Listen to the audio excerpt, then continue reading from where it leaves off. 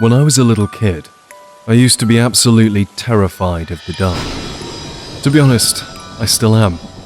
But back when I was around 6 years old, I couldn't make it through a whole night without screaming for one of my parents to come and check under my bed or in my closet for the imaginary monsters I thought were waiting to get me.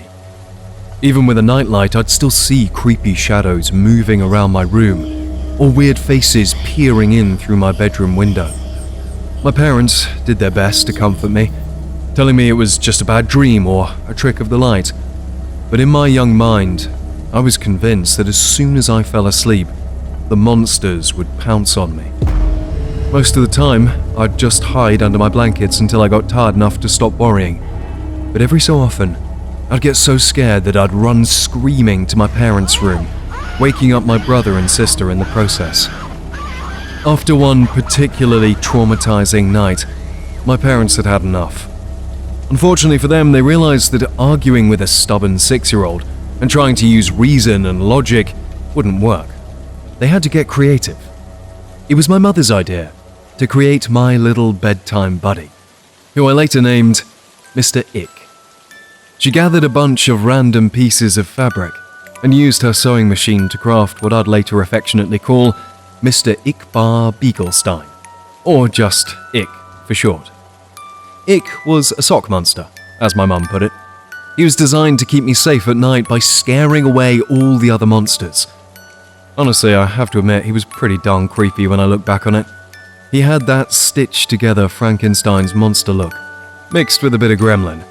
He had big, white button eyes, floppy cat ears, and his little arms and legs were made from a pair of my sister's black and white striped socks. The green part of his face came from one of my brother's tall football socks. His head was sort of bulbous, and for a mouth, my mum sewed a piece of white fabric in a zigzag pattern to create a wide grin filled with sharp teeth. But I loved him, right away. From then on, Ick was my constant nighttime companion. He'd tell me where the monsters were hiding, and I'd place him in the part of my room closest to the spookiness. If there was something in my closet, Ick would block the door. If there was a dark creature at my window, Ick would be pressed up against the glass. And if there was a big, hairy beast under my bed, Ick would go under there himself. Sometimes, the monsters weren't even in my room. They'd hide in my dreams, and Ickbar had to come with me into my nightmares. It was kind of fun, bringing Ick into my dream world, where we'd spend hours battling ghouls and demons. The best part was that in my dreams he could talk to me, for real, and he'd always ask, "How much do you love me?" And I'd always reply, "More than anything."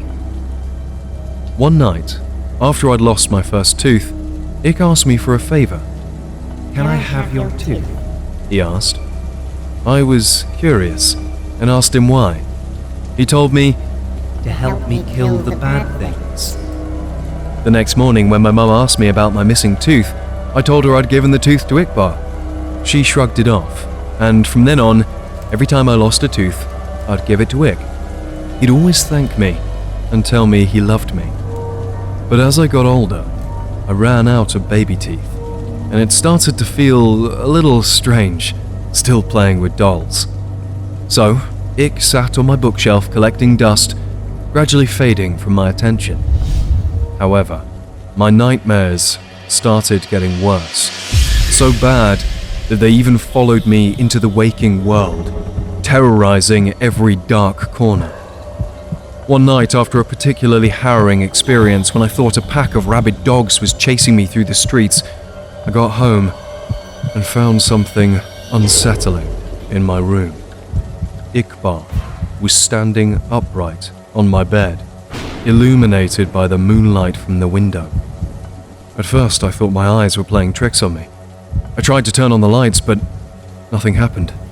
Panic set in as I backed towards the door, but it slammed shut on its own, trapping me in the darkness with Ickbar. I stood there, frozen, not even daring to breathe for what felt like an eternity. Then I heard that familiar voice. "You stopped feeding me, so why should I protect you?" "Protect me from what?" I asked, my heart racing. "Let me show you," he replied. With a blink, everything changed. I wasn't in my bedroom anymore. I was somewhere else. A nightmarish forest where grotesque, half-formed creatures dangled from the trees, and the ground swarmed with carnivorous insects. A thick fog filled the air, carrying the stench of decay, and eerie chartreuse lighting flickered in the distance. I could hear anguished screams that almost seemed human. My head throbbed with pain, and I felt tears welling up in my eyes. I heard Iqbal's voice again. This is what your reality would become without me. Something colossal and menacing approached from behind me, its hot breath against my back. I'm the only one who can stop it. It hissed. I woke up before I could turn around. The next day, I raided my parents' closet for my brother's baby teeth and gave them all to Iqbal. Almost immediately, the night terrors stopped, and I could go on with my life more or less normally. Occasionally, I'd sneak into my little sister's room to take what was meant for the tooth fairy, or even go to the extremes like extracting teeth from neighborhood cats, all to ward off the horrifying visions. I noticed something strange over time. Iqbal began to move around my room when I wasn't even there, rearranging things and adding curtains.